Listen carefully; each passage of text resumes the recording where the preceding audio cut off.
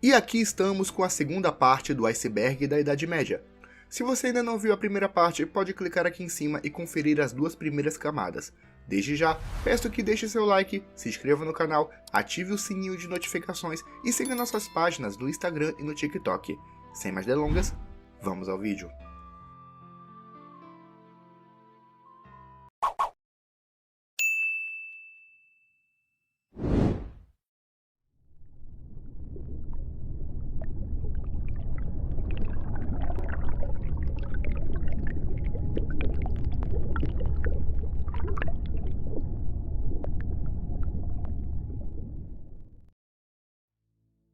Papisa Joana.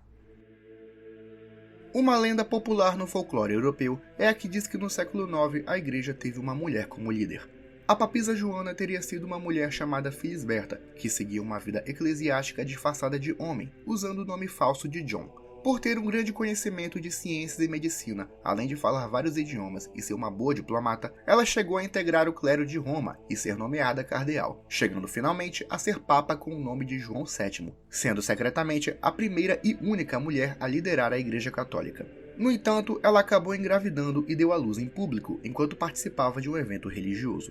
Após a descoberta, Felisberta foi condenada à morte e todo e qualquer registro sobre ela foi apagado pelos esforços da própria igreja. A lenda possui diversas versões dependendo da época e região, sendo ainda muito contestado o fato da papisa ter existido ou não. Há quem afirme que ela não passa de uma lenda antiga, mas há também quem defenda que ela de fato existiu, e prova disso seria uma estátua sua na cidade do Vaticano. O fogo grego.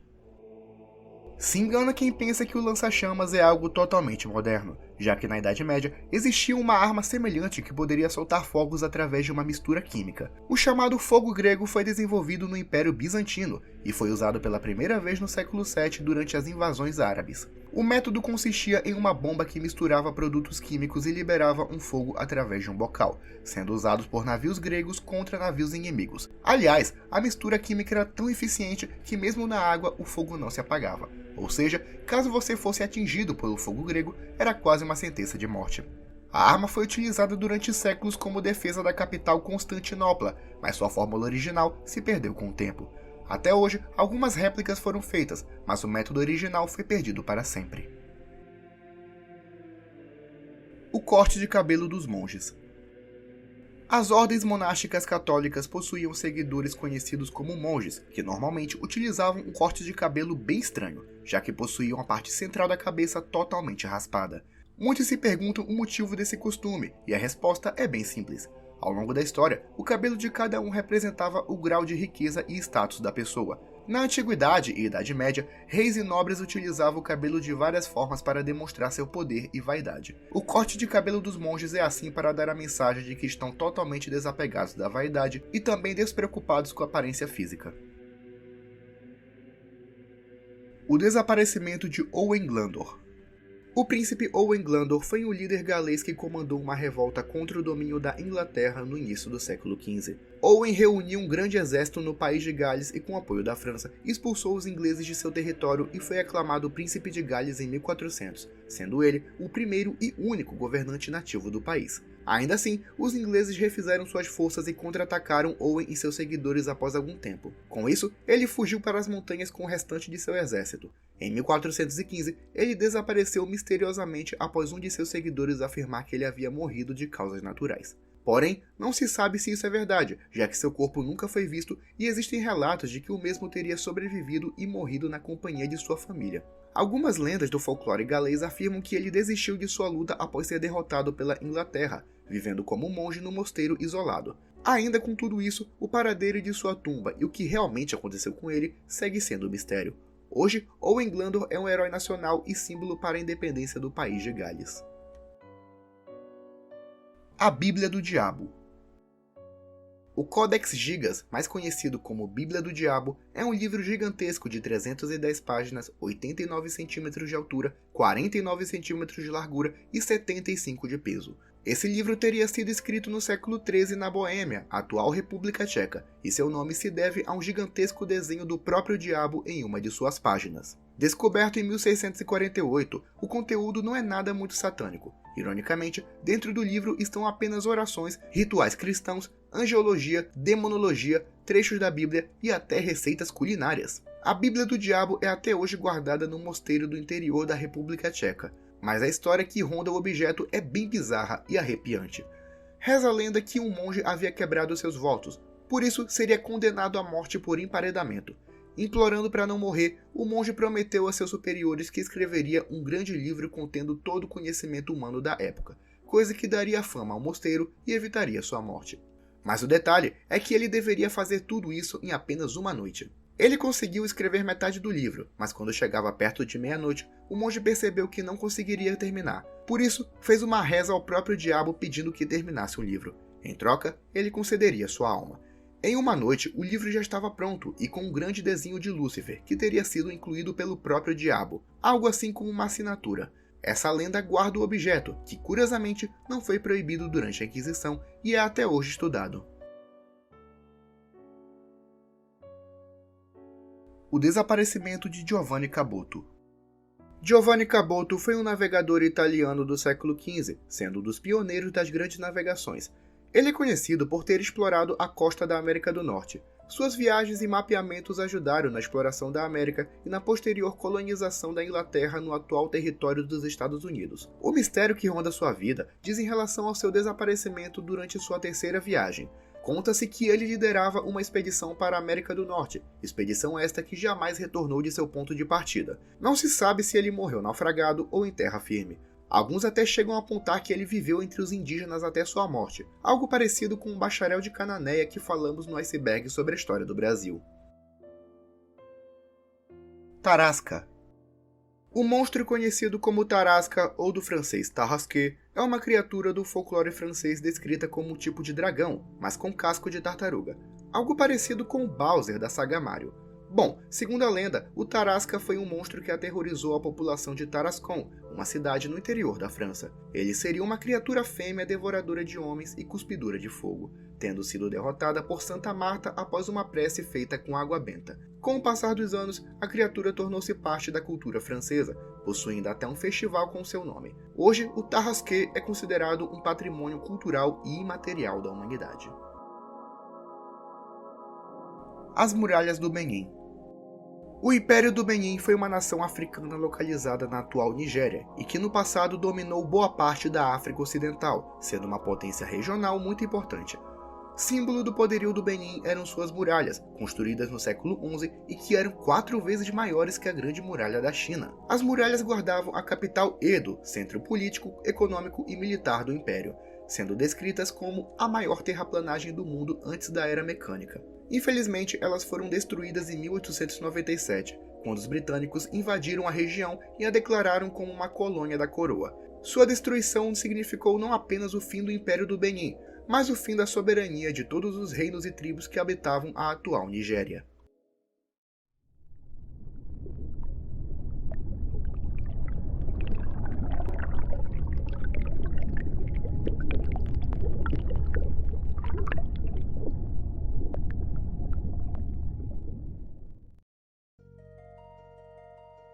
O desaparecimento de Dom Sebastião. Dom Sebastião I de Avis foi o rei de Portugal entre 1554 e 1578. Em seu reinado, Portugal emergia como uma poderosa nação ultramarina conquistando vários territórios na Índia e América. Dom Sebastião sonhava em criar uma nação portuguesa forte e poderosa, por isso entrou em guerra contra o Marrocos. No entanto, Dom Sebastião acabou por desaparecer durante uma batalha, deixando os portugueses desamparados e sem um líder. Com isso, o reino de Portugal foi anexado à recém-unificada Espanha, já que o rei espanhol era o mais próximo parente da família real. Em meio a isso, surgiu o mito do sebastianismo, uma crença profética que dizia que um dia o rei retornaria e salvaria Portugal das mãos da Espanha. Esse mito foi representado na literatura, música e artes da época, sendo o desaparecimento do rei um completo mistério até os dias de hoje. A Grande Fome de 1315. Geralmente a Idade Média é vista como um período maligno e de obscurantismo, muito disso por conta de um acontecimento do início do século XIV. A Grande Fome de 1315 foi um período que durou 2 anos, afetando praticamente toda a Europa. O clima no continente havia mudado e os invernos haviam ficado mais frios do que o comum, gerando a diminuição do plantio e a morte dos animais. Com isso, os preços dos alimentos básicos, como o pão, foram aumentando, fazendo com que a maioria da população não tivesse mais condições de se alimentar. A fome afetou principalmente a camada mais pobre, como camponeses e comerciantes, gerando episódios de crimes, expurgos, infantil e até consumo de carne humana, se é que me entende. A consequência não foi apenas social, mas histórica. A Grande Fome ajudou na desconfiança popular em relação à religião, gerando revoltas até 200 anos depois, como foi o caso da Reforma Protestante. Alguns contos de fadas que falam sobre a pobreza, como João e Maria, também surgiram nessa época.